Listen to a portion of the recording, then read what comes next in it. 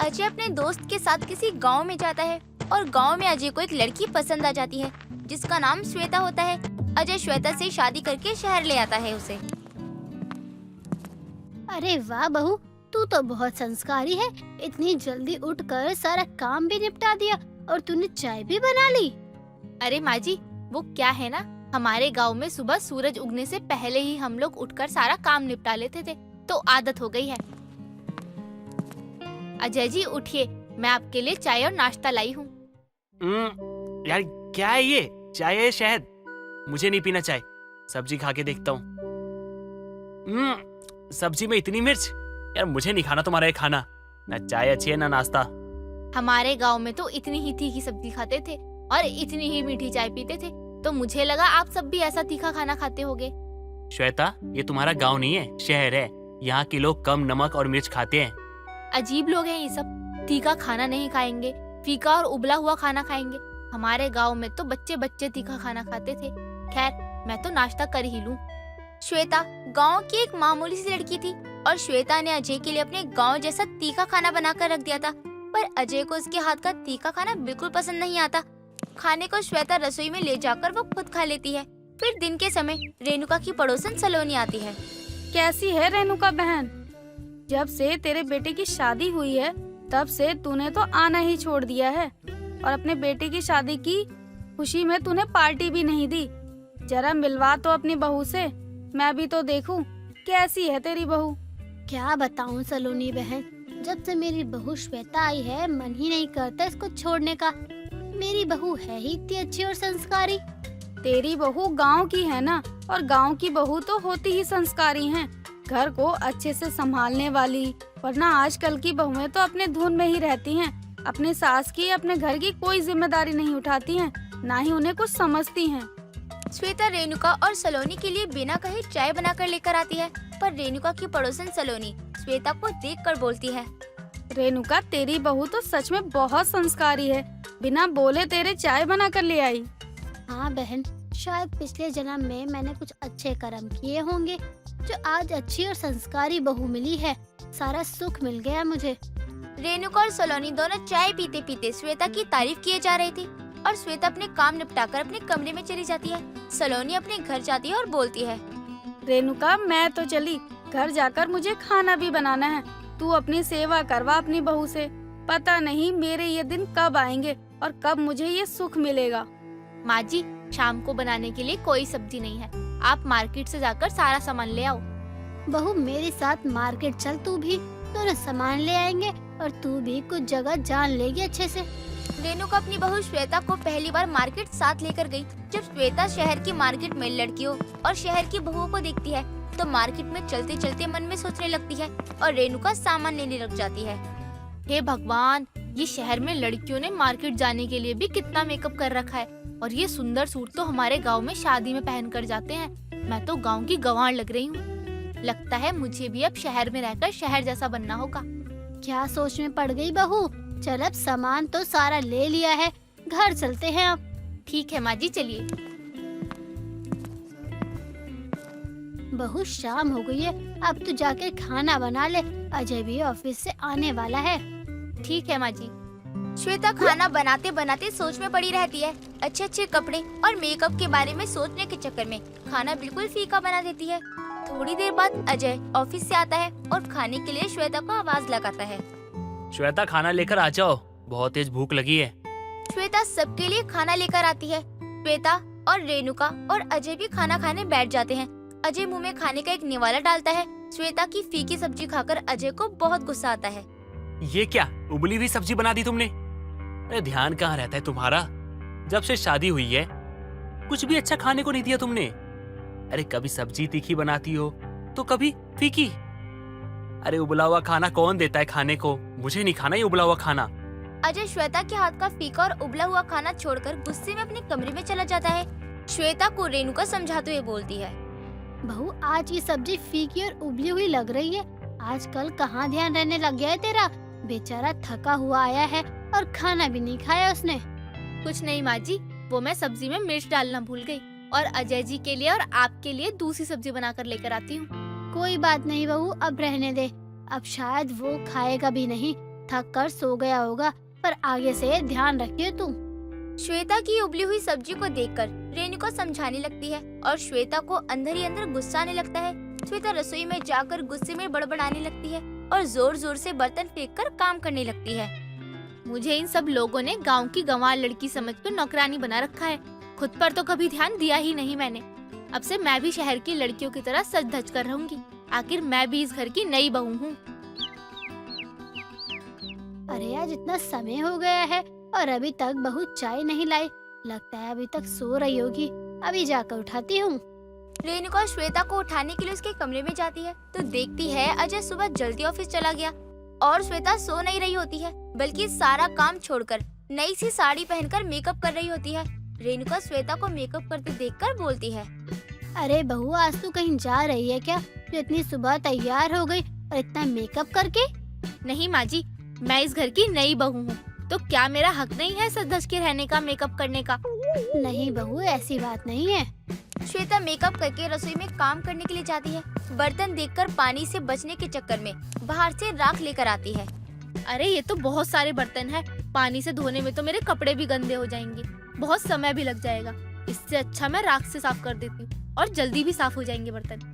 श्वेता रसोई में सारे बर्तन धोकर अपने कमरे में चली जाती है। थोड़ी देर बाद रेणुका मार्केट से सूट लेकर आती है और श्वेता को सूट देने के लिए आवाज लगाकर बुलाती है। बहू जरा बाहर आ, मैं तेरे लिए कुछ लाई हूँ। बहू मैं तेरे लिए सूट लाई हूँ, तुझ पर बहुत सुंदर लगेगा। माँ जी, ये इतना बुरा सा सूट मैं पहनूंगी? और ये सूट नहीं, चद्दर का कपड़ा लग रहा है। माँ जी आप ही पहनिए ऐसा सूट, मुझे नहीं चाहिए चद्दर के कपड़े का सूट। श्वेता रेणुका का सूट नापसंद करके अपने कमरे में चली जाती है। शाम के समय जब रेणुका श्वेता से बोलती है, बहू शाम होने को आई है, अजय भी आने वाला है ऑफिस से, जाके खाना बना ले अब। अरे माँ जी, मेरे पास बिल्कुल भी समय नहीं है, खाना आप बना लीजिए, मुझे ब्यूटी पार्लर जाना है। अभी शहर आए 1 हफ्ता भर नहीं हुआ और देखो महारानी के नखरे शुरू हो गए। बस करिए माँ जी, मेरे पास आपसे बहस करने के लिए बिल्कुल समय नहीं है। आपका क्या है, आपने तो मुझे नौकरानी समझ रखा है। श्वेता रेणुका को सुनाकर ब्यूटी पार्लर चली जाती है। रेणुका सबके लिए खाना बना रही होती है कि तभी अजय ऑफिस से घर आकर देखता है कि श्वेता की जगह रेणुका खाना बना रही होती है। अजय अपनी माँ से बोलता है, माँ खाना आप बना रही हो? श्वेता कहाँ है? बेटा वो तो ब्यूटी पार्लर गई है। क्या? आने दो, इसे तो आज मैं बताता हूँ। अजय अपनी माँ को खाना बनाते देखकर आग बबूला हो जाता है और थोड़ी देर बाद ही श्वेता जब ब्यूटी पार्लर से आती है तब अजय उसको सुनाने लग जाता है। श्वेता मैंने तुमसे शादी इसलिए की थी ताकि तुम मेरी माँ का ध्यान रखो, पर शायद ये मेरी गलती थी। तुम गांव की लड़की होकर ऐसा कैसे कर सकती हो? अच्छा मुझे अब समझ में आया कि मैं तो तुम्हें भोली भाली समझता था, लेकिन तुम तो गांव की शातिर लड़की निकली। अजय जी, मैं आपके घर की नौकरानी नहीं हूँ जो सारा दिन काम में लगी रहूँ। रेणुका और अजय श्वेता को गांव की भोली लड़की समझते थे, पर दोनों की ही गलतफहमी थी। श्वेता गांव की शातिर बहू निकल जाती है। कहते हैं बेटी का बाप बहुत खुशकिस्मत होता है, पर किशन लाल कुछ ज्यादा ही खुशकिस्मत था, क्योंकि वो एक नहीं बल्कि 5 बेटियों का पिता था, जिनकी परवरिश उसने अकेले ही की थी, क्योंकि उसकी पत्नी एक गंभीर बीमारी के चलते इस दुनिया से जा चुकी थी। उसकी 5 बेटियां अलग अलग मिजाज की थी। तो आइए मिलते हैं किशन लाल और उसकी 5 बेटियों से। अरे मेरी 5 राजकुमारियों, नाश्ते के लिए फटाफट हॉल में आ जाओ। गुड मॉर्निंग पापा, क्या बनाया है नाश्ते में? तेरे लिए बॉइल्ड सूप और सैलेड, और मन करे तो आलू का पराठा भी चख लियो। आलू का पराठा? वो तो मेरा नाश्ता होगा, मैं किसी के साथ नहीं बांटने वाली। इतना कहकर उसकी छोटी बेटी गरिमा फट से सारे आलू के पराठों की प्लेट अपने आगे सरका लेती है। तभी उसकी बाकी 3 बेटियां भी नाश्ते के लिए हॉल में आती हैं। तो उसकी तीसरी बेटी अनाया खाने में अंडे देखकर गुस्से से कहती है, पापा ये उबले हुए अंडे मेरे सामने क्यों रखे हैं? आपको पता है ना मुझे इसकी स्मेल बिल्कुल भी पसंद नहीं है। अरे उबले हुए अंडे में से इतनी स्ट्रॉन्ग स्मेल आ रही है जो तुझसे बर्दाश्त नहीं हो रही। वैसे भी तेरे सामने रखे ही तो हैं, तुझे खाने नहीं है। दीदी, जो चीज मुझे पसंद नहीं मतलब नहीं पसंद, वो मुझे दिख भी जाती है तो गुस्सा आने लगता है बस मुझे। अरे अनन्या बेटी, शांत हो जा। 1000 दफा समझाया है कि इतना गुस्सा सेहत के लिए अच्छा नहीं है। चल नाश्ता कर आराम से। पापा आप इतना अच्छा खाना बना कैसे लेते हो? मतलब ये पोहे ना एकदम परफेक्ट बना है, चटपटा और स्वादिष्ट। हाथों से मेरी बच्ची, तेरी पढ़ाई कैसी चल रही है ये बता। पापा, आप क्या खाने के टाइम पर पढ़ाई की बात लेकर बैठ गए? और आप खड़े क्यों हो? बैठकर हमारे साथ नाश्ता कीजिए ना। अपनी 5 बेटियों को खाते देख कर ही मेरा पेट भर जाता है बस। काश ऐसे ही इस छुटकी गरिमा का भी पेट भर जाता। छोटी सी है लेकिन इस छोटी सी उम्र में 5 पराठे डकार जाती है। दीदी देखो, मेरे खाने पे नजर मत लगाओ। हाँ दीदी, मत लगाओ नजर। कहीं इस चक्कर में 2-4 पराठे ज्यादा खा लेगी तो पापा को बेकार में मेहनत करनी पड़ जाएगी। आरुषि के इतना कहते ही सभी हंसने लगते हैं और कुछ देर में सुरभि अपनी ट्रेनिंग के लिए निकल जाती है। तो आरुषि, अनन्या और वर्तिका कॉलेज चली जाती है और गरिमा अपनी यूनिफॉर्म पहनकर स्कूल के लिए निकल जाती है। और किशन लाल खाने की टेबल साफ कर ही रहा था कि तभी उसका नौकर कालू आता है और उसके हाथ से कपड़ा लेकर कहता है, मालिक आप काहे कर रहे हैं ये सब? हम आ गए, हमें करने दीजिए। मुझे लग ही रहा था आज तुझे आने में देरी हो जाएगी, इसलिए मैंने बच्चों के लिए खाना खुद ही बना लिया था। इसमें कौन सी बड़ी बात है मालिक? आप बेबी जी के लिए हमेशा खुद ही खाना बनाते हैं। जाइए आप नहा धो लीजिए, हम लंच तैयार कर देते हैं। किशन लाल ऑफिस जाने के लिए रेडी होने चला जाता है। किशन लाल एक बहुत बड़ी कंपनी में 35 सालों से मैनेजर के तौर पर काम करता था। अच्छी पोस्ट और बेहतर काम की वजह से उसकी कमाई भी अच्छी थी और सबसे बड़ी बात, कंपनी में सब लोग उसकी इज्जत करते। किशन लाल कंपनी में जितनी मेहनत से और जिम्मेदारी से काम करता, उतना जिम्मेदारी से वो अपनी 5 बेटियों की परवरिश भी करता।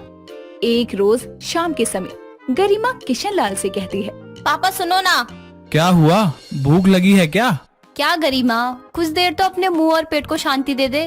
दीदी मुझे भूख नहीं लगी, पर मैं पापा से कुछ मंगाना चाहती हूँ। किस खुशी में? तेरा बर्थडे तो अगले महीने है, तो अभी से तुझे क्या चाहिए? आप सब मुझे बोलने दोगे तो मैं बोलूंगी ना। पहले ही अपने अंदाजों और सवालों की पोटली बोलना शुरू हो जाते हो आप। हाँ तो अब बोल भी ले। हाँ तो पापा, मैं कह रही थी कि मुझे स्मार्टफोन चाहिए। क्यों? मतलब मैं 15 साल की होने वाली हूँ। मुझे छोड़कर मेरे सारे दोस्तों के पास फोन है, मुझे भी चाहिए फोन। चुप कर, मुझे मेरा पहला फोन कॉलेज में आने के बाद ही मिला था। अरे इसकी उम्र में तो मैंने बस पापा के हाथ में फोन देखा था। अरे शांत हो जाओ तुम लोग। गरिमा को फोन मिलेगा लेकिन तब जब वो 10वीं में अच्छे नंबर लाएगी। फिर तो मिल गया फोन। पापा, मना करना है तो सीधे मना कर दो ना, ये बहाने क्यों बना रहे हो? और वैसे भी मैं अभी थोड़ा ना फोन मांग रही हूँ आपसे, 1-2 महीने बाद आप दे देना। आजकल के जमाने में वैसे भी सारे काम फोन से ही होते हैं। आपको क्या पता, मैं अब बच्ची नहीं रही, मुझे भी फोन चाहिए। बस कर अभी, सुरभि दीदी यहाँ नहीं है, वरना तेरे कान मरोड़ कर तुझे अच्छा सा लेक्चर देती फोन मांगने पर। तभी सुरभि घर लौटती है और गुस्से में अपना बैग सोफे पर पटक कर अपने कमरे में चली जाती है। उसका मूड खराब देखकर किशन लाल कुछ देर में उसके लिए खाना लेकर कमरे में जा रहा था तो देखता है कि सुरभि कमरे में रो रही है। तभी वो उसके सर को सहलाते हुए कहता है, पापा को नहीं बताएगी कि किस लिए रो रही है तू? कुछ नहीं पापा, ऐसे ही कभी कभी लगता है कि माँ होती तो सही रहता। वो मुझे समझती, मैं अपने दिल की बात उनसे कह पाती। मैं भी यही सोचता हूँ, इसलिए कोशिश करता हूँ कि तुम लोगों को उसकी कमी कभी महसूस ना हो। तू मुझे नहीं बताना चाहती, कोई बात नहीं, लेकिन खाना खा ले बेटी। पापा, आज मैंने इतनी मेहनत से फाइल तैयार की, उसे प्रेजेंट किया, लेकिन मेरी सीनियर ने मुझे कोई शाबाशी नहीं दी। बेटी तो ऐसे निराश नहीं होते, हिम्मत मत हार तू, बस मेहनत करती जा। तेरे सीनियर की शाबाशी तय नहीं करेगी कि तेरा काम अच्छा था या नहीं, इसलिए काम करो, फल की चिंता नहीं। इतना कहकर वो अपनी बेटी के आंसू पोंछता है और उसे अपने हाथों से खाना खिलाता है। समय बीतता है और गरिमा का जन्मदिन आता है, जिसे उसका पूरा परिवार मिलकर धूमधाम से मनाता है। साथ ही किशन लाल उसे उपहार में फोन भी लाकर देता है, जिसे देखकर वो बहुत खुश होती है। सब ठीक चल रहा था। एक रोज कालू घर की सफाई कर रहा था, तभी वर्तिका अपना पेट पकड़े कमरे की ओर जा रही थी तो कालू कहता है, बेबी जी तबीयत खराब है का? नहीं, ठीक हूँ मैं, आप अपना काम करो। तभी वो अपने कमरे में चली जाती है। कुछ देर में जब किशन लाल ऑफिस से लौटता है तो नौकर कालू उसे वर्तिका के जल्दी घर आने की बात बताता है। तो किशन लाल वर्तिका के कमरे में जाकर देखता है कि वो पेट पकड़े बेड पर बैठी है। तभी वो रसोई में उसके लिए गर्म पानी करके हॉट वाटर बैग तैयार करता है। साथ ही उसके लिए 1 कप कॉफी गरिमा के ट्यूशन से घर आने पर उसके हाथों वर्तिका के कमरे में भिजवाता है। ये लो दीदी, गरम कॉफी और हॉट वाटर बैग, इसे अपने पेट पर रख लो, कुछ आराम मिलेगा आपको। थैंक यू छुटकी, ये पीरियड्स के कारण ना पेट की बैंड बजी पड़ी है, इससे आराम मिलेगा। वैसे तुझे कैसे पता मेरे पेट में दर्द है? मुझे कहाँ पता था, वो तो पापा ने कहा कि आपकी तबीयत ठीक नहीं है और मैं आपको ये दे दूं। यानी पापा को पता है मेरी तबीयत ठीक नहीं है। सच में पापा हम पाचू का कितना ख्याल रखते हैं। हाँ दीदी, हमारे साथ माँ नहीं है, लेकिन वो हमें कभी महसूस ही नहीं होने देते। इस तरह किशनलाल अपनी बेटियों का ख्याल रखता। एक रोज संडे के दिन सभी हॉल में बैठकर टीवी देख रहे थे। तभी उसकी पड़ोसन अपने बेटे को लिए गुस्से में वहाँ आती है और उसके बेटे के गाल पर थप्पड़ के निशान होते हैं। अरे बहन जी, आप क्या बात है? बात ऐसी है भाई साहब, आपकी लड़की बहुत ज्यादा ही तेज होती जा रही है। उसने मेरे लड़के पर हाथ उठाया है। देखिए देखिए कैसा चेहरा लाल हुआ पड़ा है मेरे लल्ला का। अरे तो आपके लल्ला के काम ही चाटे खाने वाले हैं। देख रहे हैं कैसे बदतमीजी से पटर पटर कर रही हैं। कुछ संस्कार सिखाइए। मैं भी क्या बोल रही हूँ, बाप से भी कहीं बेटियाँ संभली हैं। माँ होती तो थोड़ी अकल देती इनको। ऐसा है आंटी, ज्यादा तो बोलिए मत, क्योंकि गरिमा ने बताया है कि क्यों उसने आपके लड़के की गाल लाल किए हैं। रास्ते में आपके लड़के ने गरिमा की फ्रेंड की ड्रेस पर जानबूझकर इंक डालकर उसे परेशान किया है। तो अब आप बताइए कि अपने बेटे को यही संस्कार दिए हैं कि वो लोगों को परेशान करे? बोलिए ना आंटी, हमारे पापा पर तो आपने बहुत जल्दी उंगली उठा दी। पहले अपनी परवरिश तो देखिए। पड़ोसन की बोलती बंद हो जाती है और वो अपने बेटे को कान पकड़कर घर ले जाती है। अपनी बेटियों के दिल में अपने लिए इतनी इज्जत और प्यार देखकर किशनलाल की आंखें भर जाती है। सच में बेटियों का बाप बहुत खुशकिस्मत होता है और मैं तो इस दुनिया में बहुत नसीब वाला हूँ, क्योंकि मैं 5 बेटियों वाला बाप जो हूँ। अमन की शादी मेघना नाम की लड़की से होती है। मेघना बहुत ही रोमांटिक मिजाज की लड़की थी और अमन काफी सरल स्वभाव का होता है। एक रोज मेघना रसोई में चाय बनाकर अमन के कमरे में लेकर आती है और अमन के हाथों में चाय देते हुए उससे कहती है, ये लीजिए चाय पी लीजिए, अदरक इलायची वाली गरम चाय पीकर शायद तुम्हें थोड़ी गर्मी आए, वैसे तो तुम बिल्कुल ठंडे हो। अरे रहने दो, तुम्हें जो बोलना है बोलो। मुझे पता है कि मेरी उम्र हो गई है और समय के साथ ढल जाना चाहिए। अब ये चीजें हमको शोभा नहीं देती और अब तो बच्चे भी बड़े हो गए हैं। हाय, मैं क्या करूं, मुझे बूढ़ा पति मिल गया। अब तुम भी मान लो कि तुम्हारी भी उम्र हो गई है और हमारे बच्चे भी हो गए। अब हमें उन पर ध्यान देना है, खुद पर नहीं। और तुम भी अब कुछ बोलने से पहले थोड़ा सोच लिया करो। तभी मेघना चाय की प्लेट लेकर रसोई में जाती है और रसोई में प्लेट को पटकते हुए कहती है, और इस बूढ़े को कब पता चलेगा कि मुझे प्यार की जरूरत है, इसकी भाषण की नहीं। जब देखो तब प्रवचन ही देता रहता है और कुछ नहीं। ऐसे ही समय बीतता है और एक दिन मेघना सब चीजों से तंग आकर अपनी दोस्त विमला के यहाँ जाती है। विमला मेघना को देखकर बहुत खुश होती है। विमला चाय नाश्ता बनाकर लाती है। मेघना चाय का कप लेती है और चाय पीने लगती है कि तभी विमला का पति विशाल वहाँ आता है और विमला को गले लगाकर उसके माथे को चूमता है। ठीक है विमला, मैं ऑफिस जा रहा हूँ और अपना ध्यान रखना, और कोई जरूरी बात हो तो फोन कर देना। अब तुम अपने दोस्त को टाइम दो, मैं चलता हूँ। विमला भी विशाल को गले लगाते हुए उससे कहती है, ठीक है तुम जाओ और तुम अपना भी ध्यान देना। तभी विशाल वहाँ से चला जाता है और मेघना ये सब देखकर विमला के पास जाकर उससे कहती है, यार विमला, तेरा पति तो बहुत रोमांटिक है और तुझसे कितना प्यार करता है। हर आदमी को ऐसा ही होना चाहिए। हाँ, मेरा पति मुझसे बहुत प्यार करता है, पर तू क्यों सब बोल रही है? तेरा पति तुझसे प्यार नहीं करता क्या? नहीं, मेरा पति मुझसे बिल्कुल भी प्यार नहीं करता है, बहुत बोरिंग है। और मेरा पति खुद को बूढ़ा बताता है और ना ही खुद कुछ करता है और ना ही मुझे कुछ करने देता है। कुछ समय विमला के साथ बिताने के बाद मेघना अपने घर चली जाती है। ऐसे ही समय बीतता है और एक दिन मेघना के पति अमन का दोस्त रोहित अपनी बीवी के साथ उसके घर आता है। मेघना सबके लिए चाय नाश्ता लेकर आती है। अमन अपने दोस्त रोहित के साथ बातें कर रहा होता है। मेघना सभी को चाय देती है और अमन के बगल में जाकर बैठ जाती है। अमन का दोस्त रोहित अपनी बीवी के बहुत ही क्लोज होकर बैठता है और उसका हाथ पकड़कर बैठा था। ये सब देखकर मेघना अमन से धीरे से कहती है, देख रहे हो ना जी, कितना प्यार है इन दोनों के बीच। और एक तुम हो बुढ़ापे का शिकार, जिससे खुद तो कुछ होता नहीं है। कम से कम अपने सफेद बाल ही काले कर लिया करो, इतना तो कर ही सकते हो। तुम्हारे साथ तो कहीं जाने में भी मुझे बेइज्जती महसूस होती है। अरे तुम फिर शुरू हो गई। कम से कम मेरे दोस्तों के आगे तो चुप हो जाया करो। अरे वो क्या सोचेंगे, कहीं भी कुछ भी बोलने लग जाती हो। तभी अमन गुस्से में वहाँ से उठकर अपने कमरे में चला जाता है। अमन को ऐसे उठकर जाता हुआ देखकर रोहित भी उसके पीछे जाता है। वो देखता है कि अमन सर पर हाथ रखकर बैठा हुआ है। तभी वो उसके पास जाकर उससे कहता है, क्या हुआ अमन, तू ऐसे उठकर यहाँ क्यों आ गया? मैंने सुनी थी उनकी बातें। क्यों मेघना भाभी की बातों को दिल से लगाता है? अरे यार, ये पहली बार का नहीं है। जब देखो तब एक ही बात, तुम बुड्ढे हो गए हो, रोमांटिक नहीं हो, प्यार नहीं करते। अरे तुम बुड्ढे पति हो, सबका पति प्यार करता है, यही कहती रहती है पूरे दिन।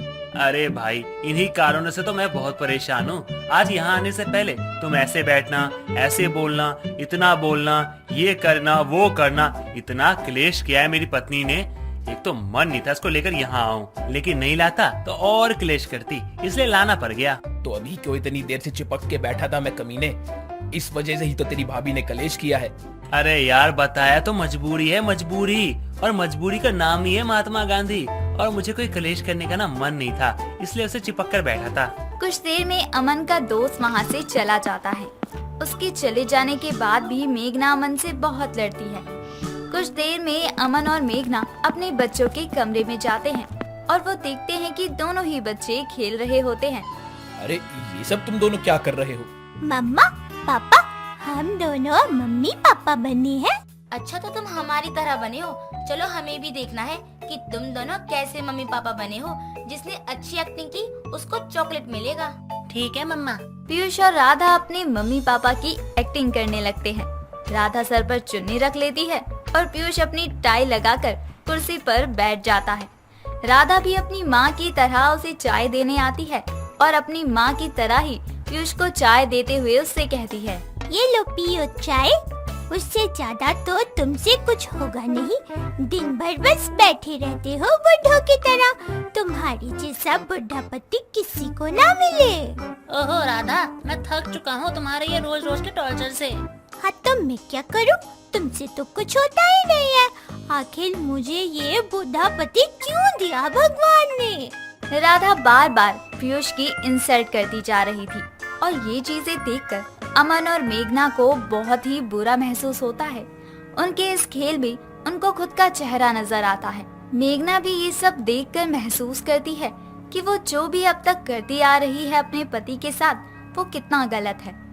वही चीजें बच्चे भी देख रहे हैं, जिससे उनके ऊपर भी बुरा असर पड़ रहा है। तभी मेघना अपने बच्चों के पास जाती है और उनसे कहती है, चलो बहुत खेल खेल लिया तुमने ये सब, अब तुम्हारे सोने का समय हो गया है। क्या तुम दोनों को कल सुबह स्कूल नहीं जाना? चलो अब जल्दी से सो जाओ। कुछ देर बाद मेघना अपने बच्चों को उनके कमरे में सुलाकर वहाँ से चली जाती है। अमन भी मेघना के पीछे जाता है। दोनों अपने कमरे में बैठते हैं कि तभी मेघना उससे कहती है, मुझे नहीं पता था कि मेरे इस व्यवहार का असर बच्चों पर इस कदर पड़ेगा। आप सही कहते थे कि जब बच्चे थोड़े समझदार हो जाएं, तो अपने पर कम और उन पर ज्यादा ध्यान देना चाहिए। मैं भी तुम्हें यही समझाना चाहता था कब से। और रही बात बुड्ढे की, तो यह समय के साथ एक दिन सबको ही होना है। लेकिन मैंने तुमको कितना कुछ नहीं कहा, लेकिन तुम मुझे कभी छोड़कर नहीं गए। यही तो है तुम्हारा प्यार, जो अभी तक मैं समझ नहीं पाई और हमेशा तुम्हें उल्टा सीधा कहा, तुम्हारी बेइज्जती की। कोई बात नहीं मेघना, देर से ही सही, पर तुम्हें मेरा प्यार समझ तो आया ना। चलो अब इसी बात पर जल्दी से तैयार हो जाओ। आज हम सब बाहर डिनर करने चलते हैं। क्या सच में? अरे आज तो लग रहा है मेरा बूढ़ा पति भी जवान हो गया है, लेकिन फिर भी मैं तुम्हारे लिए एक गाना गाऊंगी।